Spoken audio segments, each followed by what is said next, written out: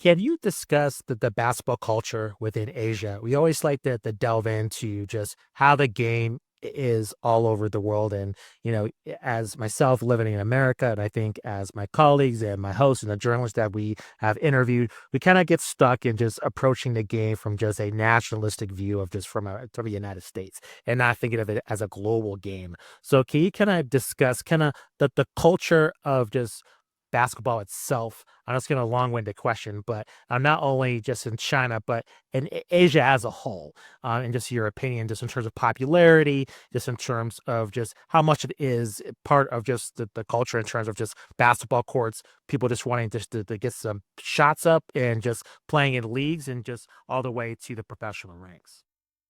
Well, yeah, absolutely. I mean, basketball is highly regarded as most probably the number two most popular team sport in the world, only after football. I think football is a European product. It's kind of a religion in the US. Everywhere in the world. Talking about FIFA World Cup and everything, right? And the cup culture that is so viral and so big, but it's all inspired by European culture, right?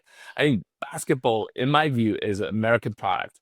Is an American product, and it's a combination of a very fun sport and music and fashion, and it's all about things. I think it's the best example of pop culture. Basketball is the best form of pop culture. So I think in Asia, basketball was actually people were spotted playing basketball like almost 100 years, a century ago, right? So I think basketball made its way into Asia very early on, shortly after it was invented by Dr. Naismith. So basketball does have a very long history in Asia, and that helps with the sport to be uh, something that is every day and people follow on a mere daily basis, right? So I think, in my view, basketball is more popular in the U.S. Basketball has to compete with baseball, American football, for example. But in the U.S., especially from where I'm from, I think basketball is number one. It's number one team sport that people love. Regarding how big a component it plays in young people's pop culture, and how accessible the courts are. I don't remember the exact stats, but China has probably the world's most basketball courts. Period. You can easily find, you cannot find a baseball field that often, but basketball courts, it's literally around every corner. And you can find it in the mountain, you can find it in the caves. There's some shockingly beautiful photos you can find online where basketball courts are built on some of the weirdest locations across Asia. So I think that's a good example to showcase how popular basketball is, and especially among the young people. I think NBA did a fantastic job, attracting generations of fans. I think starting in the 80s probably, and then the generations of NBA stars have inspired generations of Asian youth to fall in love with sports, to start playing the sport, and to aspire to be playing at a higher level, to be a pro player or whatever. But I would say, I don't know, Justin, have you made your way to Asia yet? But it's basketball culture is it's something that is so that plays such a major role in young people's pop culture, and that's why we want to take advantage of it, and we're proud of being part of the ecosystem. But it is like you've probably seen videos and footage of when every time an NBA star travels to Asia, they usually they got mobbed in a mob, quote unquote, on air quote, by thousand people showing up, just trying to cheer for their heroes. Steph Curry was in China last year. Uh, whenever he went, he paralyzed the whole city's traffic, where everybody wanted to see him. Uh, Kobe and LeBron, they all had similar. Whenever they came, they had the same caused a similar amount of buzz. and people are just so excited to see them. Yeah, no, I have seen those clips, all starting out with Kobe and then with the current NBA stars. Yeah, it just seems like the NBA has been such a phenomenon in Asia. They've really taken advantage of that market. Do you kind of see anything in the future in terms of tightening that bond by any chance? The NBA's talked about expansion. Do you see the NBA maybe wanting to delve into maybe formulating a league within Asia? Have you heard anything in terms of maybe that being a possibility within the next 10 to 20 years or so as maybe a possibility just in terms of, you mentioned all these NBA stars are super popular. They gain super popular. I mean, the NBA has a league within Africa already. So I'm very curious if you think the success might be replicated within Asia for the NBA in the near future. Yeah, Justin, thank you. Thank you for asking this question. This is actually a very good question that I think about in my head every day. Because in my theory, right, NBA is, undoubtedly the most popular and also the highest competition, the best competition in the world, period, right? But the teams are all in North America, right? And then the teams are all in North America. Of course, you can see it everywhere now. You can see it on your PC. You can see it on linear cable. You can see it on mobile as you go.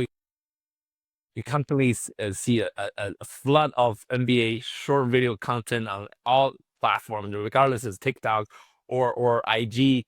But you still have to be physically uh, there to experience the whole magic. I think that comes full circle, right? But only a very tiny fraction of people from this part of the world is able to afford that type of experience, right? I think there are millions of basketball fans here. I would say only a tiny bit of it, in their lifetime is able to make it to an actual NBA game in the state in North America. So that leaves a big opportunity for local leagues to thrive and to kind of create a similar experience. Of course, the competition will never be as good as the NBA. It will be never as good.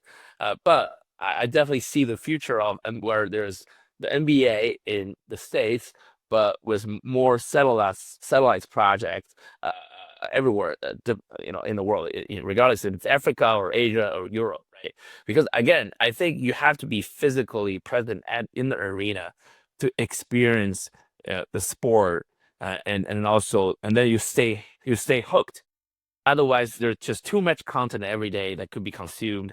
If you cannot build that in-person connection with the game, you probably get distracted by other stuff, right? So I think regardless if it's the NBA's objective or my objective, I think that there's an opportunity to build locally relevant products because the live experience cannot be replaced by anything else. So I think everybody's goal is towards the same direction, that you need to have, the NBA will expand to more cities like Vegas, I know Seattle are being talked about. You know, it's important to start also local leagues in different parts of the world. I think the BAL is a good example. I think the BAL is a very good platform to develop future NBA talent, because there's just so much offering in Africa when it comes to raw talent, and they need to be they need to have better exposure, and then they have the opportunity to the path to even move to the bigger stage.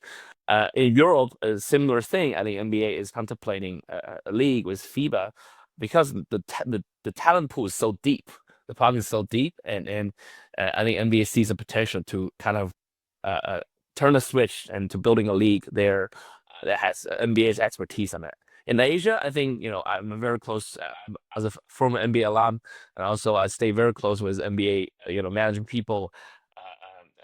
I think they're also analyzing and studying the trend and what's happening. Um, uh, but I think for me, I'm just so happy that we're starting a college league in Asia. In a way, it can serve as a development league for pro leagues, no matter of the local pro leagues or and like pro leagues in Europe or in the NBA. So that's why I told the ESPN last time that we our league will be eventually be something that NBA scouts don't want to miss out on. They want to come and see the play of the league and potentially discover good players that are good enough to play regardless in NCAA or NBA one day. So